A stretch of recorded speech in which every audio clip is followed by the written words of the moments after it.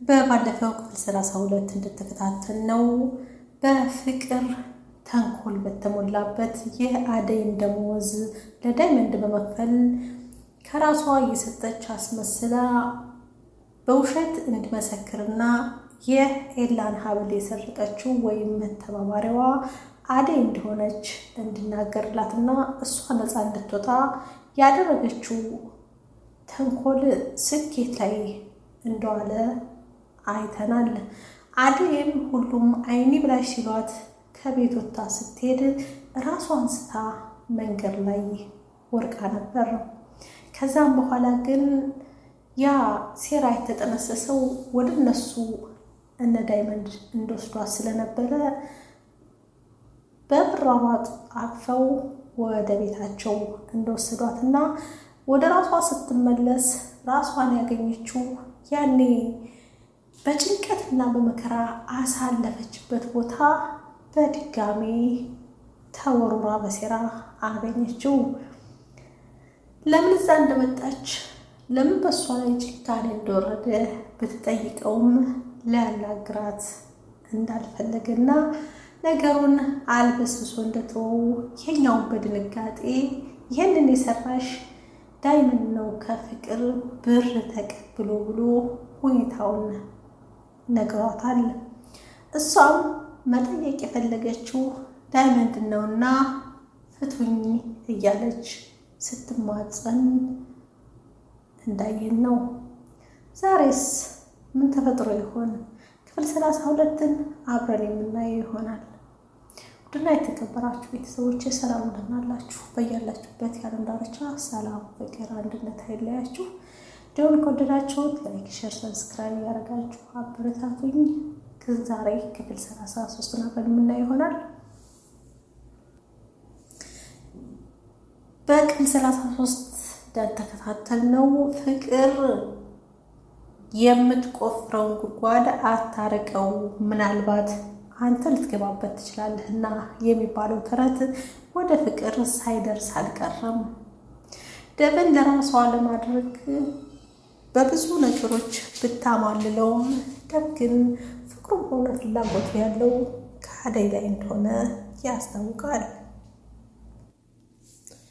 አደይ የዋህነቱ አምላክ አሁንም መልሶ ከጅብ መንጋጋ ልትወጣ ተርፋለች። ነገር ግን እንዴት ብሎ እዛ በድጋሚ እንደሄደችና በእሷ ላይ ክፉ ነገር እንዴት እንደተነሰሰባት ወይም በክፉ በሐሰት እንዴት ሊመሰክርባት እንደቻለ ዳይመንድን በቁጭት የተሞላ በልክ ታፍና ስትጠይቀው ነበር። ነገር ግን ከየትም አምጥታ ትስጠኛች ምን አገባሽ? ግን ዋናው ብሩ ነው። ምን ያክል እንደሰጠች ብታውቂ ኑሮ እኮ ብሎ ቃላቱን ሳይጨርሰው የማንን ብር እንደሰጠች ታውቃለህ ብላ ስትጠይቀው ግን የማንም ይሆን ነበር ያላት። እና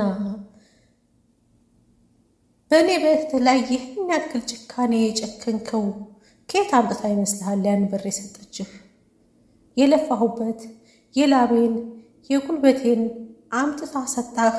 በዛ ላይ ደግሞ እኔ በለፋሁበት ብር እኔኑ ታስጠፉኝ ብላ ስትጮህበት እንዳድስ ብሎ ነበረ የጮኸው። ግን የዋህነቷ ከታሰረችበት እንድትፈታና ትታቸው ወደ ኤላ ቤት እንድታመራ ጉዞዋን ቀጥላለች። ዳይመንድን በንዴት አብሮ አደገሩ ጋር ወደ ብርሃን ማምራቱን ፍቅርን ለማናገር በጉጉትና በእልክ ተሞልቶ ሰይጣን እየወሰወሰ ይመስላል። ጉዞውን ቀጥሏል። ግን ይህንኛው የፈራ ይመስላል።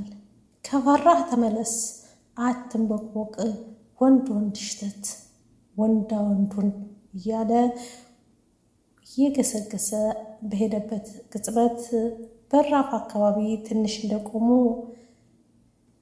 ደብ ፍቅር ኤላ ቤት እንደሆነች ስለማታቅ ደብን የግለዋ ለማድረግ ብዙ ነገሮችን ሰርታ ለማስደሰት ብትሞክርም ግን እሷ እንዳሰበችው አልሆነላትም።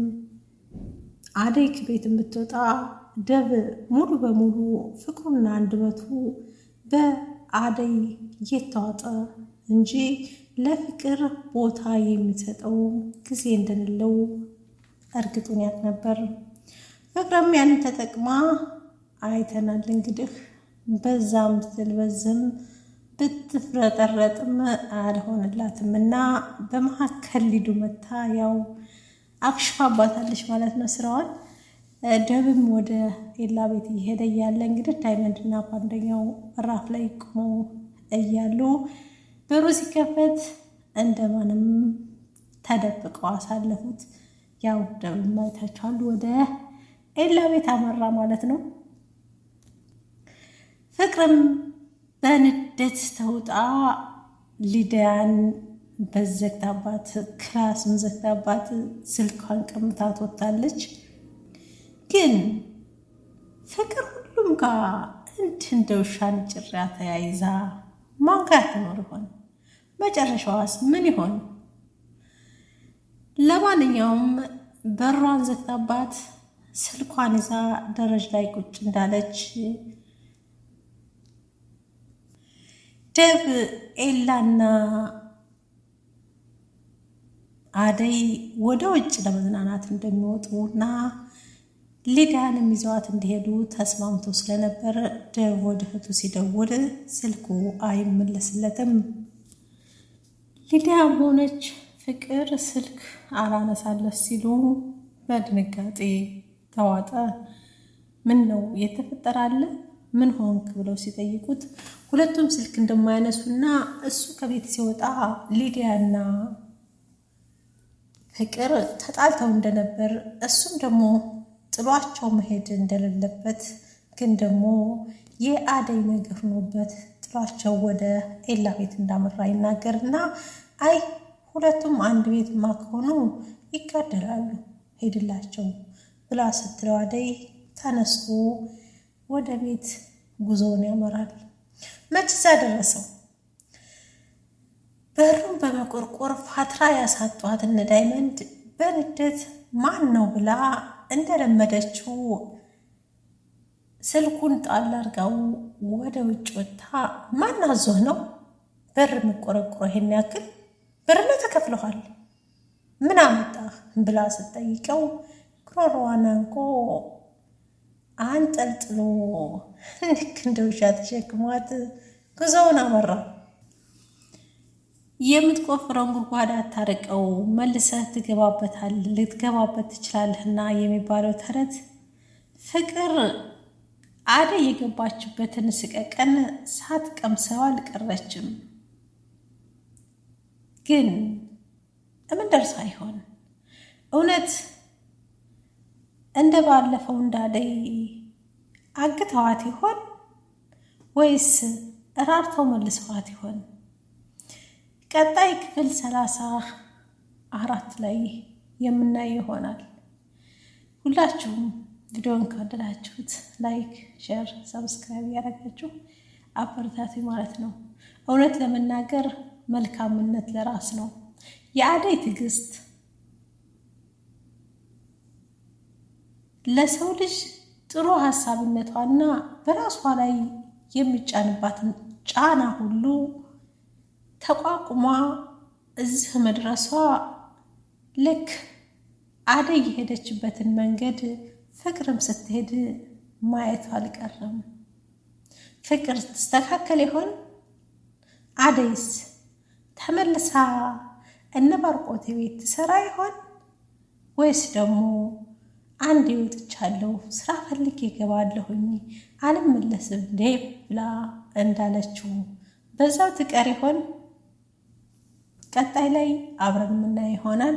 ለውን ካያችሁት ላይክ፣ ሼር፣ ሰብስክራይብ አድርጉት ማለት ነው። እውነት ለመናገር በደንብ ላዩና ቦታ ለሰጠው ሰው ያስተምራል ማለት ነው።